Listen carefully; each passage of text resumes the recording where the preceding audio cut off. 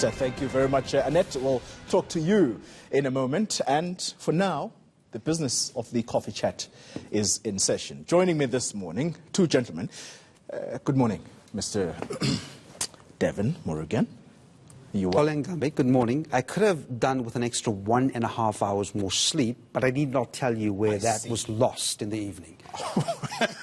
Apologies for interrupting your sleep, sir. That's a good morning, though. We have a nation to inform here. We're on official national duty. Jeffrey Stevens, good morning. Happy. Gentlemen, the paper for me that best captures what happened yesterday is the front page of the Mercury. And the headline, "Our nation is in a state."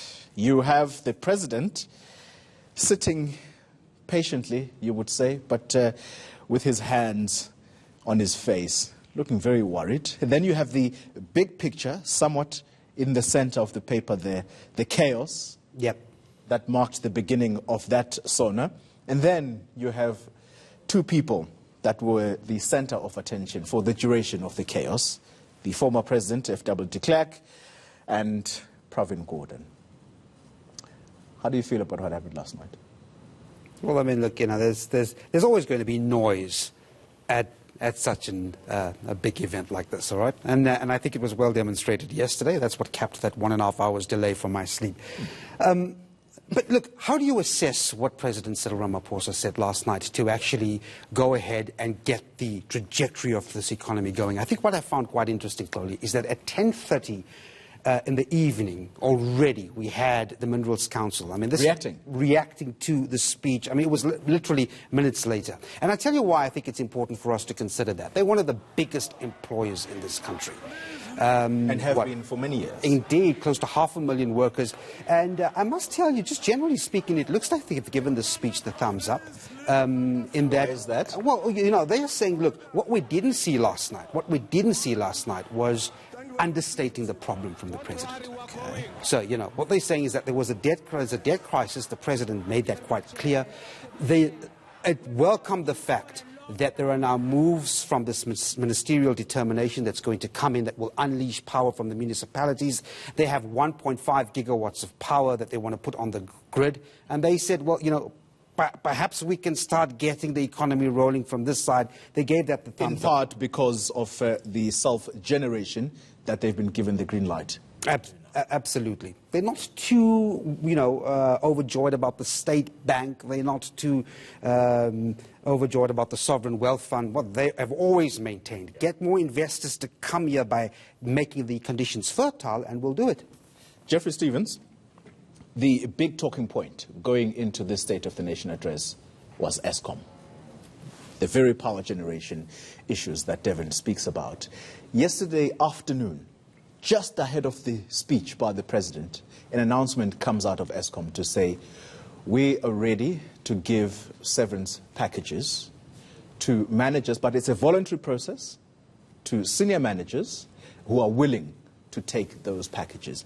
What do you think they were trying to do there? Perhaps, try to make the job of the president slightly easier? Yeah, I think as far as Eskom is concerned, as is the case with many of the other SOEs, there's a depletion of skill set that has led to failure of production quality, and by extension that has meant that as far as service delivery is concerned, there are extenuating questions that have emanated over the last couple of years. And for me, the key lies not with pumping more money into SOEs. It's all about upskilling current and incoming personnel that you are aiming to use. And there's a huge focus on youth and employment and that kind of thing. It's imperative that whoever's tasked with educating and skills and upgrading those needs to be on the ball and switched on as far as getting that to be a priority. It's very important. Devan, you want to jump in on the issue? What have we got? We've got 46,000 staff at Eskom. Yeah. Right. The World Bank has said that it believes it's about 66% overstaffed.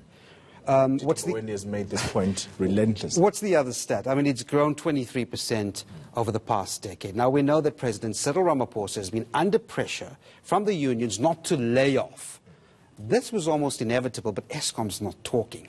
I'm hoping you have better luck later on in the show. Can I just whet your appetite quickly? Sikonati Manjanja, Yep. the spokesperson, recently appointed at Eskom, is going to talk to us actually in this hour. And we're going to put some nice questions to him. Indeed, some meat onto these reports we got yesterday. Yeah, gentlemen, Jeffery Stevens, what's happening on the front page of the Mail and Guardian? That's actually the subject of my long rant this morning. Government to fly South Africans back from China to quarantine in the Free State. Firstly, Xoli, we need to state for the record that so far, according to all sources, and we have to emphasize that no one within the borders of South Africa has been picked up infected by this devastating coronavirus.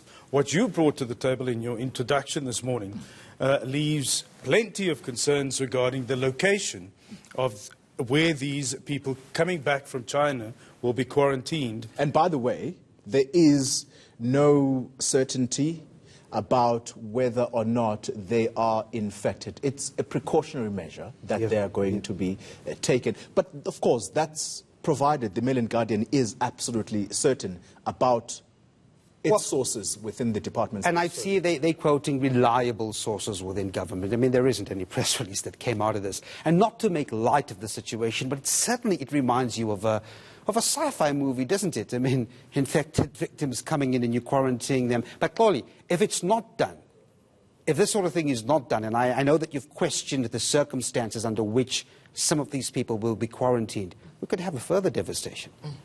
World War Z comes to mind. Sports pages, sir. Yep. So Wharton caught my eye this morning. Chiefs are currently the high-flying team, top of the Premier League table. We are looking forward to another weekend of some fantastic Absa Premiership football. But this particular story just shows that everything is not perfect with, although they are all conquering and that kind of thing. Their stalwart goalkeeper is now fit. Itumeleng Khune is having to take a back seat. Daniel Akpeyi obviously took over the #1 shirt when he was unavailable in a very long space of time. And he is now adamant that he is still relevant to the team and can still hold his own. So it's going to be interesting to see who occupies that #1 shirt for the rest of the season. But Itumeleng Khune seems to suggest that don't forget about me. Yeah. I'm still a quality goalkeeper. Shame, man. And I can still do the There's a business. timer for him. What's the goal deficit like from Chiefs? It's pretty impressive so far. They've scored something like 38 goals and only have conceded 14, and it's far less than any of the other teams that are part of the chasing pack. So, All right, well done to them. gentlemen, I think your time is up, yours and mine. Indeed. On the coffee chat. But you know what? We've got to tell the viewers that we are chasing up on the Department of International Relations on this story of South Africans who are in China at the moment. And, of course, this whole quarantine story. So we're chasing up on a number of departments to see if we can actually get an independent confirmation of whether or not the Mail and Guardian is indeed on the money. Oh, look forward to it. All right, gentlemen, thank you very much, sir. Indeed. You made the time. You woke up. Thank you. Jeffery Stevens, we're together. Still to come on the first take.